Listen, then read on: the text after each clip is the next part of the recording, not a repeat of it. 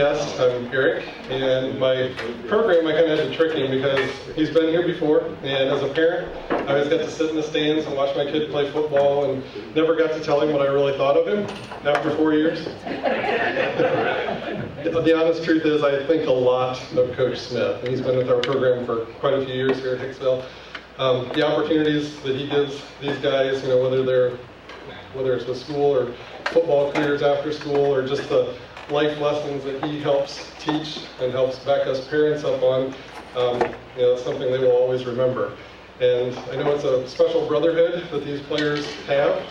I've watched it with my own son, and I've also seen him now carry it over into his college career. And I know he really refers back to Coach Smith and texts him and talks to him, so I know that Garrett still has a real fondness for Coach as well. So without anything further, Coach Smith and the football team.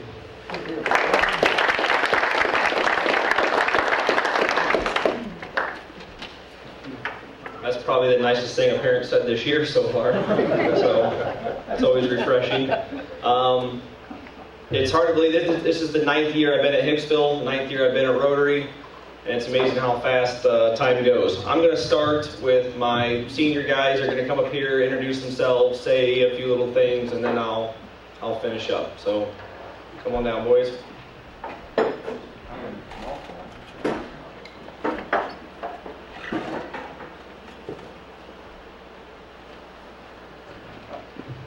Well, I'm Logan Nyhart. My parents are Tom and Mandy Nyhart.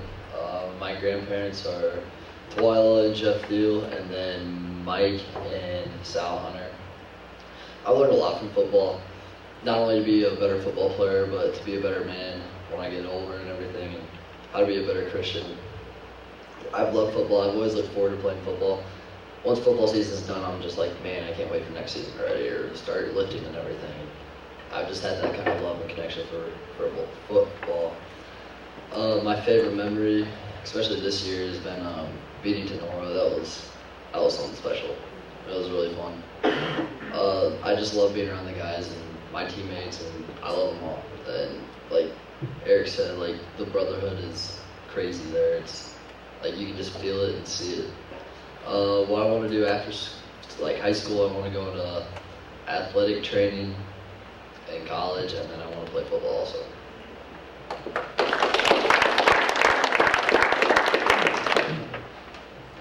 Hello, I'm Hunter Evans. My grandparents are Bob Evans and Vicki Evans. Parents are Justin Evans and Amy Whitcomb. Things that I've loved about football is being able to play with these guys right here, especially, and Noah, when he was still with us, playing with him and playing for him has meant the world to me, and I know the people around me. I know Logan especially, it plays for Noah's memory and what it all means to him. Things that I've learned to persevere through any situation in front of you, whether it's losing a teammate, feeling like you've been snubbed, losing a game, not barely making playoffs, GMC title game, it doesn't matter what you're faced with. As long as you have this support system around you, you can do whatever it takes to win. After high school, I plan on attending IPFW to major in anthropology and minor in theater, and using the student exchange program to go to the University of Florida for a year, and then see where God's plan is for me next.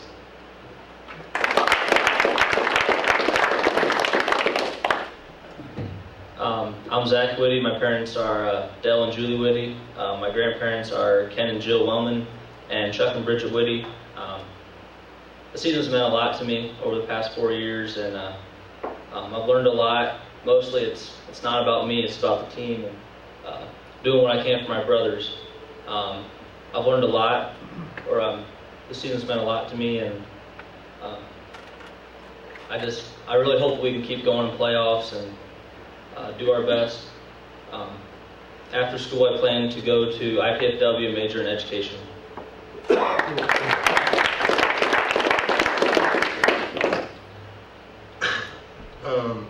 I'm Bailey Tier. My parents are Stephanie and Gerald Tier. This is my first year playing, actually, and I've learned that trying new things really ends up paying off. I've had amazing experiences throughout the entire year, and my favorite memory is beating Edgerton, because I felt like the whole team really came together after that win. And after high school, I plan to go to college to get my master's in business. Hello, I'm Trevor Kryling. My parents are John Kryling and Lauren McCoy, and you probably won't know my grandparents because they're all from out of town. But football, to me, it's meant basically the world. I could have headed down easily the wrong path if it wasn't for Coach Smith, because I've been through some things in my life, and he came through to help me. So basically, it meant everything to me, football. Being able to have all the friendship and brotherhood, and having all the friends and being around everyone, it keeps you away from trouble. It's a good thing to have. Everyone should try it at least. But anyways, yeah, it means everything to me. And after high school, I'm planning on going to University of Toledo. And I wanted to become an accountant, but now I'm just kind of undecided because I've just heard people say it's a long job, a little boring. But yeah, I'm Trevor Kryling. Thank you.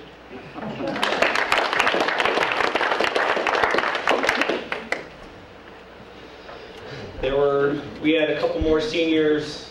A couple couldn't make it. Salvador Avalos, he couldn't make it. He wasn't at school today. And then Donovan Graber and Johnny Buchanan both attend Fort County, so they weren't able to come back to be here. And then lastly, Hunter brought up Noah. Noah would have been a senior this year too, so he would have been here too if he was still with us. So my plan is to talk a little bit about the season, and then at the end, leave some time for some questions and answers from either me or any of the boys. So if you start thinking about some questions you might have for us, have those ready to go at the end. Last year was an incredible football season for us. It was filled with ups and downs, the highs and lows that just life brings us. It was a great season last year. Able to go 8-2 and host a playoff game. That was kind of the high for the year. Followed then with kind of the low of losing Noah, right after the season in December. And that kind of brought about a whole new motto then for this year. And the motto we used this year was build and protect. And that came from what Noah was able to do, along with a poem that I read. I've read it at Rotary a couple times. I read it at Noah's funeral, along with after every banquet. I always read it. And it basically goes, I saw a group of men in my hometown, a group of men tearing a building down. With a heave and a hoe and a mighty yell, they swung a beam and the sidewall fell. I asked the foreman, are these men skilled? Are they the kind you'd hire if you wanted to build? He laughed and said, well, no, indeed, common labor is all I need. For I can tear down in a day or two what it took a builder 10 years to do. I thought to myself as I walked away, which of those two roles am I going to play? So I read that there, and I said it every year at the banquet. I always read that, trying to remind the guys who are graduating, the parents out there, how long it takes to try to build something positive, whether it's your last name, your legacy, whether it's your company, your business, whatever it is you're trying to build. It takes years and years and years and years to do it, and yet it can all be lost in one or two bad choices. And so that's kind of how that kind of stemmed. And I had, with talking to some of the guys and talking to some adults, one of the things that kept coming up is, Noah was able to do so many great things and show us kind of how to live life, and with no excuses, not blaming other people, just kind of being that guy that, was going to just take it for the team, basically, so that we could all learn lessons. And that's how we kind of came up with, between that poem and what Noah was able to do, was build and protect. Because with the poem, like I said, building up or tearing down, and once it's built, you have to protect that legacy, you have to protect that. And like I said, talking to parents, talking to other adults and these guys, we didn't want the legacy that Noah left to all be for nothing. We didn't want to all of a sudden just move on, forget about it, and not keep remembering what the lessons that we learned from him. And so some of you guys might, I have it on my truck, some of you guys might have the sticker that says, built with Noah, protected by me. Okay, if you guys have seen those, or some of you might have them, but that's kind of where all that came from, with that poem, with the whole motto of build and protect, built with Noah, protected by me. And we feel like, at least as a team this year, what he was able to stand for and help set, and that legacy that he had, now that that's been built, we need to help protect that on a yearly basis. And so then enter this season. That was kind of all the off-season stuff heading into this year. And as we started this year, we had a lot of new faces in the football program. You know, first and foremost, the seniors graduate. You always bring in a new set of freshmen, and you try to have. That's one of my favorite things about football is taking those pieces, and put them all back together and see if you can get it to work again. Because even if you have a lot of returning starters and you're supposed to be good, a couple seniors leave, some leadership leaves, some new young freshmen who don't know anything come in, and you got to all make it work again. So, and then Bailey mentioned he hasn't played football since 6th grade, right? Parker Thiel also came out at golf last year. He hasn't played since junior high. We had a few other guys that were new this year that haven't played in the past. But we also had some guys that were going to be seniors or juniors who had played a lot last year decide not to come out. And, you know, so you start to count on some of those guys. But once July and August hit, I thought practices were going pretty well. Things were kind of clicking. The offense, the defense, the spirits were good. Everything seemed to be going pretty well. And then we had a guy or two, you know, near the start of the season decide they didn't want to be a part of things anymore. Or during the middle of the season, guys become ineligible with grades, or whatever the case is, there's always people kind of coming and going for whatever reason. And then that season started, and we go to Archibald, don't play very well offensively, lose, was it 17-6, something like that. But okay, we're kind of used to that because that's what we do every year against Archibald. We always lose by 1 or 2 touchdowns, play okay, but not well enough to win. So then we kind of moved on, played Crestview, and they kicked the crap out of us early on. We didn't play very well, did we? Probably Kaio's worst memory of his life is from that game, okay? Because we weren't playing very well. Sent him out there to kick a 48-yard field goal because he had kicked some 52-yarders in practice. And then that horrific incident happened, and his knee got all tore up, tore his ACL, MCL, and PCL. On his first field goal attempt in high school. And I thought, man, here's a kid from another country coming to us. His first, because he couldn't play in the Archibald game because there was a Rotary event he had to be at. So he couldn't play that, so his first varsity football game, kicked one of the PATs over the field house though, over the concession stand, which was cool. But then on his field goal, gets hurt.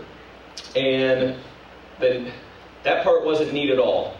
But with the way the guys kind of responded after that, I haven't seen them play that upset, that irritated, and play that well in that 4th quarter. And we came back and made that score a 1-score game until we gave up a long touchdown. But anyways, that was kind of the start. Things started to look a little better. Didn't play very well week 3 and week 4 though either. And I'm sitting there, all these guys coming and going. Kaio's injury, we had another kid, Ethan Wilhelm, tore his knee up in Hilltop scrimmage. Logan's always hurt. He's been hurt since he was he's always got something wrong.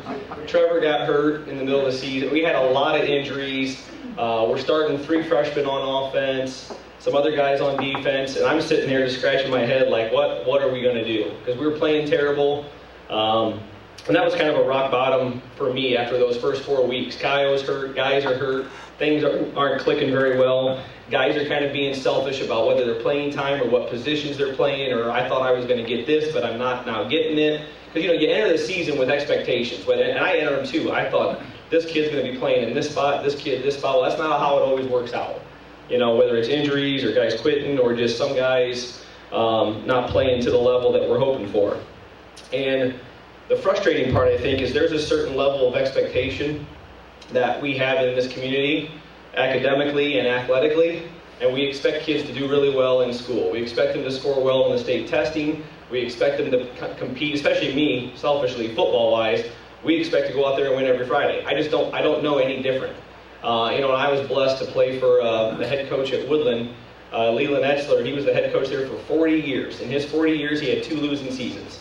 Okay? No state championships, but it was just win. All you did, and everything you did it right, and you go out there and you just win. So I don't know any different, no matter whether we have 3 freshmen starting or 9 seniors starting. I don't really care. The expectation is always the same. And the challenge then, I feel like football-wise, in the 9 years I've been here, is, like I said, there's that level of expectation that these kids have for the season, because you guys expected to compete for the conference, right, and to make a playoff run. That's the expectation. And, we have to continue to build and then protect that type of culture. Enter, Bailey mentioned that his favorite memory is that Holgate game. Enter that Holgate game. And we were 2-2, Edgerton, what did I say, Holgate? Yes, we played terrible at Holgate. It was 0-0 at halftime, wasn't it? And I would be proud to say I did not yell or cuss one time at halftime. Did I? I did not, did I? Okay, people were shocked by that. Not the fact that I cussed a lot, but that I didn't do it playing so poorly. And entered that Edgerton game, and here came Noah to the rescue again for us. Because what we did pregame wise is we do a drill we call Ace of Hearts drill. And basically is one guy stands up in front of the team and we compliment them on what they bring to the team, that it can't be about their athletic ability. It's got to be about the other intangible type things, their attitude, their effort, all that kind of stuff. And so going into right pregame of that game, we had the idea that let's do that drill, let's do that Ace of Hearts drill as our pregame talk. But I didn't have it be any of these guys that play. I said, if Noah was going to be here right now, what would you want to tell him? What would you want to thank him for? What would you want to say? And the guys just took off. And of course, it's easy to talk about Noah. It's easy to talk about guys like that. And so they're rattling off this and this and this and all the things they appreciate, all the things they miss about him.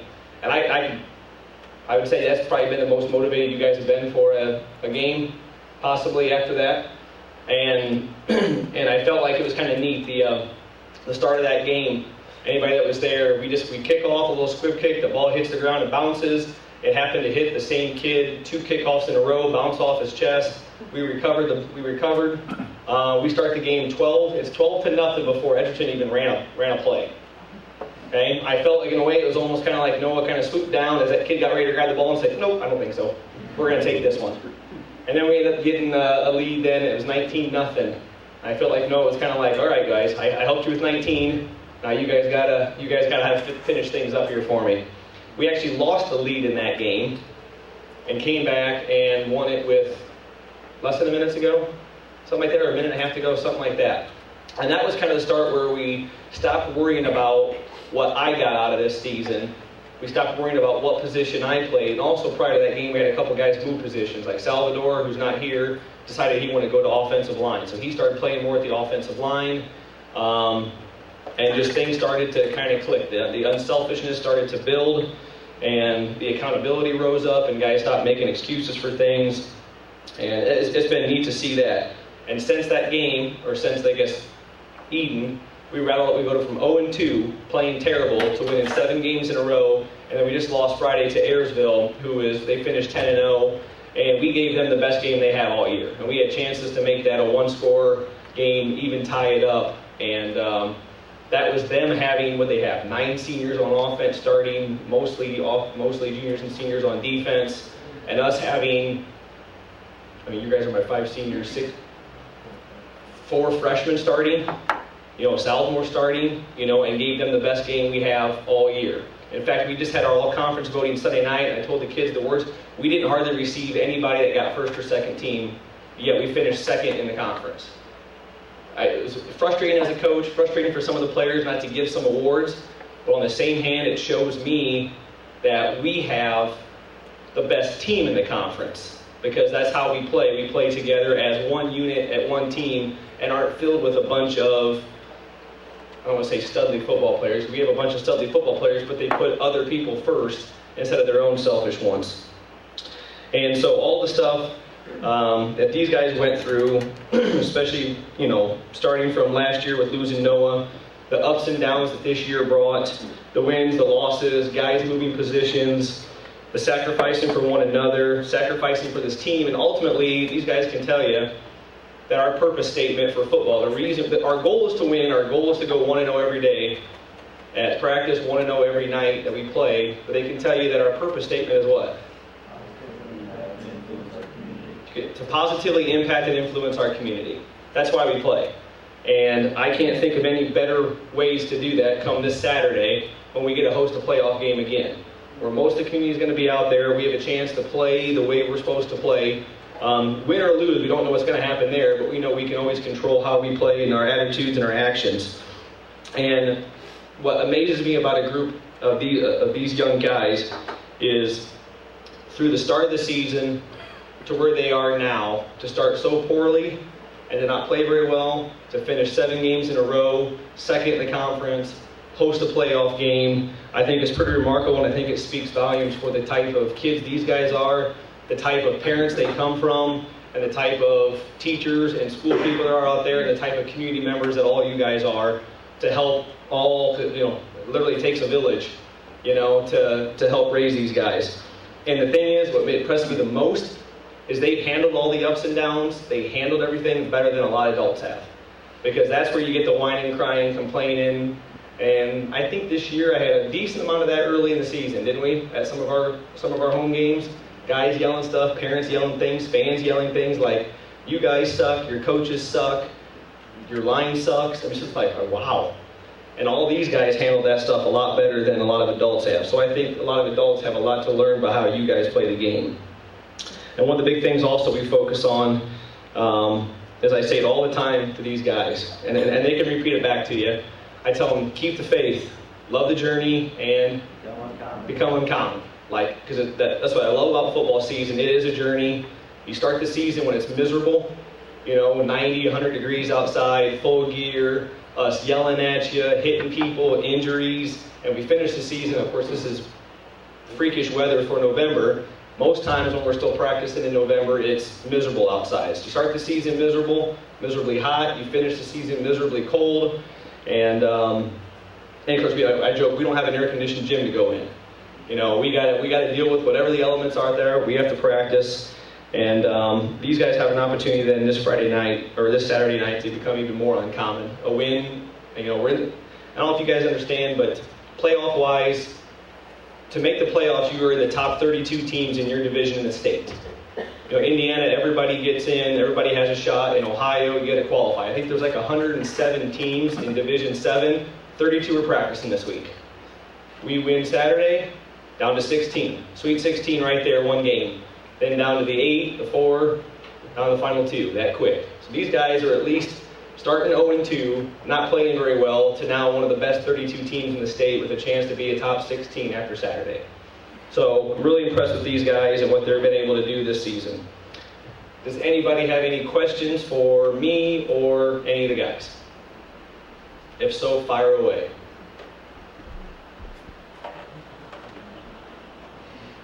Yes, sir. I'd like to ask the football players, what advice would they give to the younger players for the next year or however many years they'll be playing? Who wants to answer? Logan? Yeah, You stand up and be louder. Come on the mic.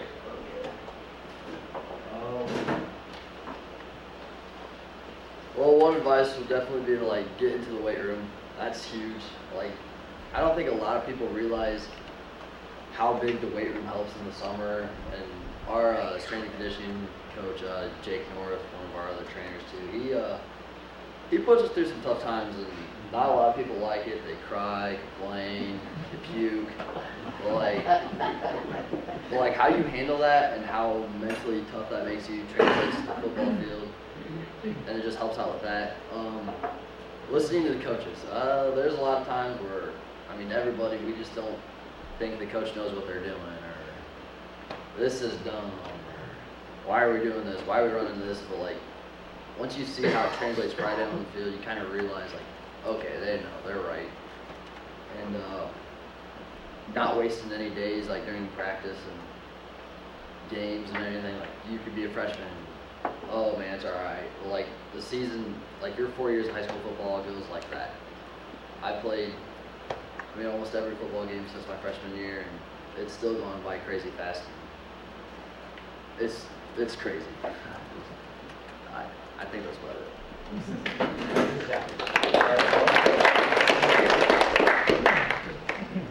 Lipstick, is that who you play? Yep, Lipstick. What's their standings? They're 7-3. Are they pretty strong in the league? That's a good football league. They play with Liberty Benton and Macomb and Arlington and Hopewell Loudon and a lot of those. What do they have? Macomb's in the playoffs. Arlington's in the playoffs. Liberty Benton's usually there. Hopewell Loudon we played a couple years ago in the playoffs. So I'd say it's fairly comparable to kind of our conference here. Any other questions? Comments? I see Zach does this a lot. When you make a play, what's that mean? We like land shark. It's like a little nickname we give our defensive players. I couldn't figure it out either. They were doing it. I'm like, what in the world is that? Whatever. As long as it doesn't mean something dirty, I guess it's fine by me.